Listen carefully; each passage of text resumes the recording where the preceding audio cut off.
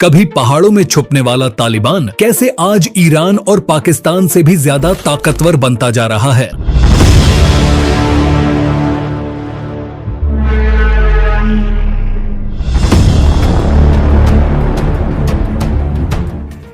अफगानिस्तान एक ऐसा देश है जिसकी सरजमीन पर सदियों से जंग लड़ी जाती रही है, लेकिन इतिहास गवाह है, चाहे ब्रिटिश साम्राज्य हो, सोवियत रूस या फिर अमेरिका जैसी महाशक्ति, सब ने अफगानिस्तान को झुकाने की कोशिश की, लेकिन हर बार इस मुल्क की पहाड़ियों और यहाँ के जज्बाती लड़ाकों ने इन ताकतवर देशों को झुका दिया, लेकिन खुद नहीं झुके। आज एक बार फिर अफगानिस्तान दुनिया की सुर्खियों में है और वजह है तालिबान की तेजी से बढ़ती सेना शक्ति। तो आखिर तालिबान की आर्मी कितनी ताकतवर है और क्या यह सिर्फ अफगानिस्तान की सुरक्षा तक सीमित है या आने वाले वक्त में यह पूरी दुनिया के लिए सिरदर्द बन सकती है, यही जानेंगे हम आज के इस वीडियो में।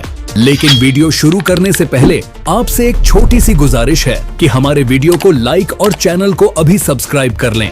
The rise of the Taliban. साल था 2021। जब अमेरिका ने अफगानिस्तान छोड़ा तो बहुतों को लगा कि तालिबान टिक नहीं पाएगा, क्योंकि लोग सोचते थे कि तालिबान के लोग सिर्फ कुर्ता पजामा पहनने वाले साधारण मौलवी हैं। एक मुल्क चलाना तो दूर की बात, इन्हें एक सेना भी बनाना नहीं आता। लेकिन 2025 तक पूरी तरह तस्वीर बदल चुकी है। आज तालिबान के पास अनुमानित 1.5 लाख से 2 लाख ट्रेंड फाइटर्स हैं। इनमें बड़ी तादाद उन सैनिकों की है जो कभी अफगान नेशनल आर्मी का हिस्सा हुआ करते थे, यानी कि तालिबान ने न सिर्फ सत्ता संभाली बल्कि एक नई प्रोफेशनल आर्मी भी खड़ी कर दी है। ईरान की तर्ज पर दोहरी सेना। तालिबान ने ईरान के नक्शे कदम पर चलते हुए अपनी फौज को 2 हिस्सों में बांटा है। इस्लामिक अमीरात आर्मी जो शहरों और बॉर्डर्स की सुरक्षा करती है। मुजाहिदीन एलिट यूनिट, यह गुप्त मिशनों और गोरिल्ला वॉर में माहिर है। यानी तालिबान ने सिर्फ परंपरागत सेना ही नहीं बल्कि एक स्पेशल फोर्स भी बना ली है जो किसी भी बाहरी हमले के खिलाफ तुर्क का इक्का साबित हो सकती है। हथियार और संसाधन। जब अमेरिका ने अफगानिस्तान छोड़ा तो सिर्फ सैनिक ही नहीं गए बल्कि अरबों डॉलर के हथियार भी यहाँ छूट गए, जिसमें करीब 75,000 से ज्यादा राइफल्स, हजारों रॉकेट लॉन्चर और ड्रोन, 20,000 के करीब आर्मर्ड व्हीकल्स और काफी संख्या में हाईटेक नाइट विजन डिवाइसेस शामिल थे। इन सब पर अब तालिबान का कब्जा है, बल्कि अब तालिबान ने इन हथियारों का इस्तेमाल करना भी सीख लिया है। और यही नहीं, कई हथियारों की तो लोकल कॉपी भी बनाई जा रही है। इसके अलावा काबुल, कंधार और हेरात जैसे शहरों में तालिबान ने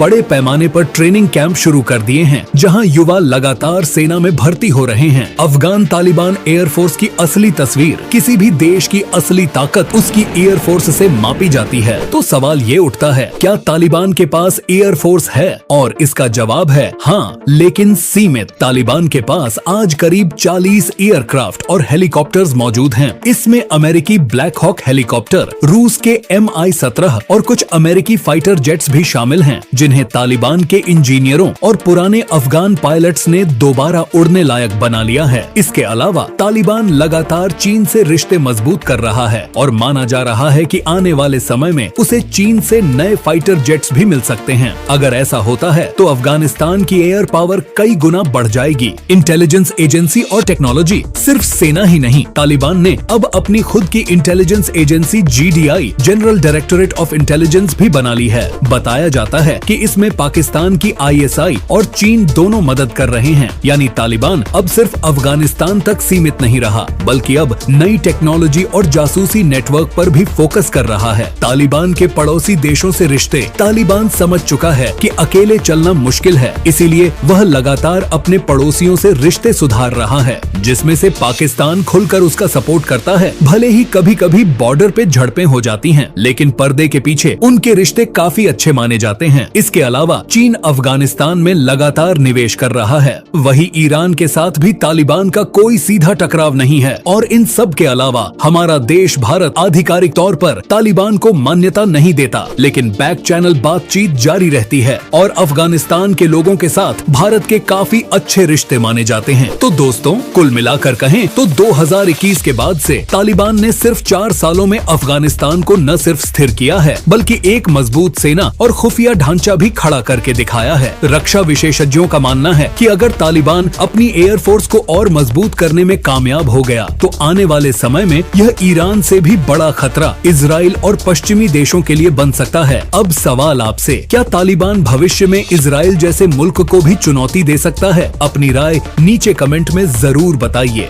और ऐसी जानकारी के लिए हमारे वीडियो को लाइक और चैनल को सब्सक्राइब करना जरूर बनता है, जिससे हमें आपसे काफी मदद मिलती है। मिलते हैं अगले वीडियो में। जय हिंद।